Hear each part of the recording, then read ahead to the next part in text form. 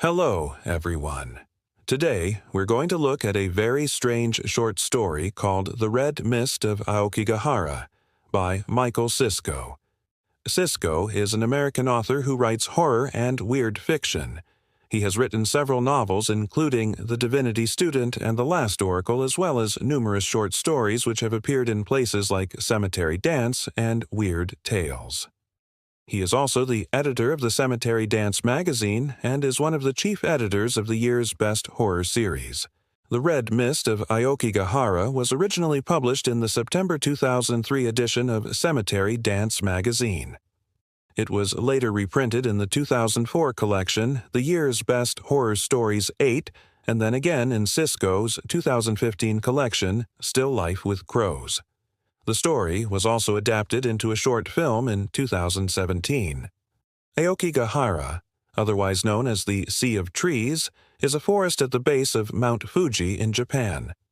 Due to its dense foliage and perfect setting for a lonely walk, it is considered a prime location for those wishing to take their own lives. As a result, it is sometimes referred to as the Suicide Forest. The forest does have a certain morbid fame, but it is not known for any strange mists. However, in recent times, some of the locals claim that a red mist has started appearing in the woods. Locals say that if you breathe this mist in, you will go insane. The story is about a photographer who is obsessed with capturing the red mist on camera. His name is never mentioned, but he is referred to throughout the story as the Westerner. He travels to Japan, and after spending 2 weeks in Tokyo, he takes a train to the base of Mount Fuji. There, he picks up a local guide named Kenji. The Westerner doesn't speak Japanese, but Kenji speaks English well enough to get by. As they hike through the forest, Kenji tells the Westerner all about the legends of the mountain. They discuss the red mist and the spirits that reside in the trees. After about 6 hours of walking, they stop for the night. Kenji builds a small fire and the two men eat freeze-dried food while sitting around the fire. Kenji warns the Westerner that he can't stay in the forest past midnight because no one can survive in the forest after the spirits become active. Of course, the Westerner doesn't believe these old wives' tales, but he lets Kenji scare him for the moment. Then he decides to press his luck. He asks if he can continue on alone and finish taking pictures of the red mist. Of course, Kenji refuses, but the Westerner insists and says that he will meet Kenji back at the fire at 6 a.m. Kenji eventually gives in, and the Westerner disappears into the dark forest. The Westerner hikes for what feels like an hour, but it could have been longer. He was too mesmerized by the mist. It was everywhere, swirling around the trunks of the trees, leaking from the branches like sap, dripping from the leaves like morning dew. He takes out his camera and starts snapping pictures, not really caring where he walks or what he runs into. Suddenly, he slips on something and falls. As he lays there, he hears a voice saying, "Give me your eyes." Then everything goes black. When the Westerner wakes up, he finds himself back at the fire. It is still nighttime, but only minutes have passed since he left Kenji. He looks around, thinking that he might be dreaming, but it is all very real. He can hear insects and smell the smoke from the fire. Kenji is still sleeping, so the Westerner decides to wake him. When he calls Kenji's name, the man slowly wakes up. But when the Westerner asks how long he has been asleep, Kenji acts confused. He says that they have only been there for 2 days and that they should pack up and head home. The Westerner knows that this is not true, but before he can argue, Kenji stands up and takes off. The Westerner is left with no other choice but to follow him. As they start walking, the Westerner realizes that he doesn't know anything about Kenji. He has no idea who this man is, why he is guiding the Westerner into the forest, or where he disappeared to in the middle of the night. Kenji stops at a stream and bends down to drink some water. While he is distracted, the Westerner inspects his camera and realizes that there are no film canisters inside. Even though he is sure that he loaded the camera that morning, there are no canisters anywhere. Then he remembers.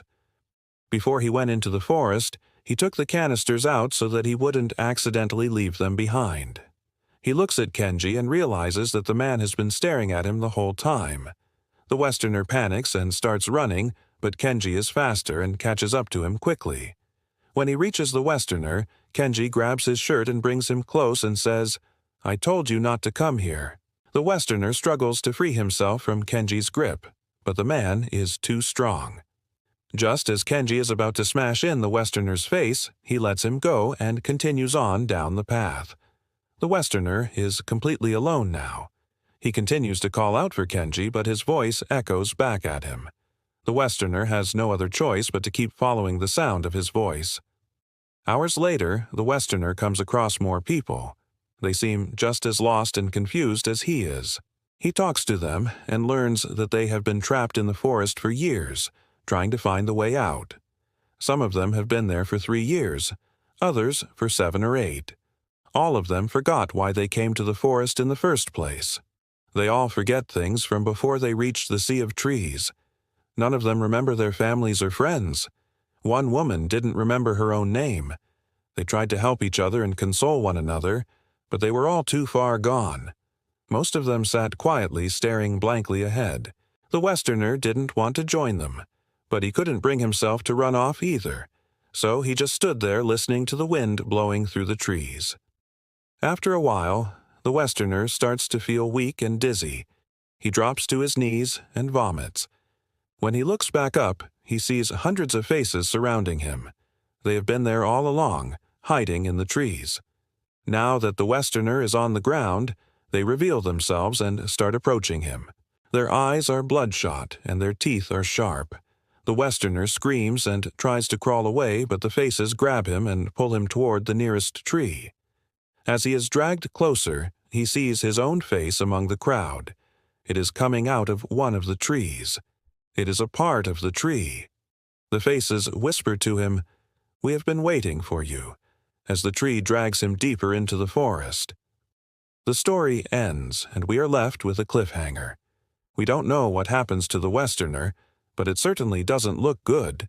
This story was originally published in a magazine, so it wasn't titled.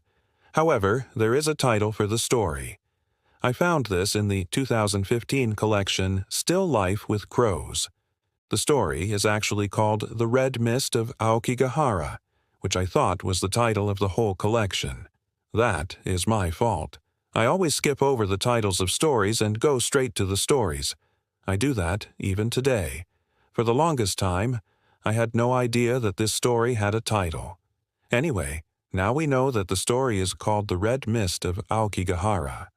There is a twist ending. The last line of the story gives us the true nature of the red mist. It is not a mist at all. It is a living thing. It is a memory parasite that feeds on human memories.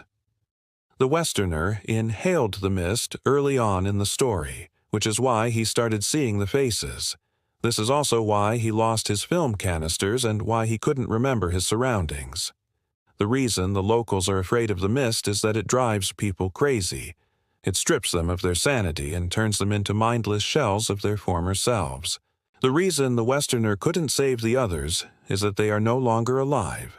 They are empty vessels being controlled by the parasite. And the reason the Westerner was taken by the tree is that the tree is actually the parasite itself. It has been waiting for him to inhale its essence so that it could take him over as well. The story doesn't explicitly state any of this, but I think this is what it means. What did you guys think? Let me know in the comments. If you liked this story, please hit the thumbs up button and consider subscribing. Thank you. If you enjoyed this story, don't forget to hit the like button. It really helps the channel grow.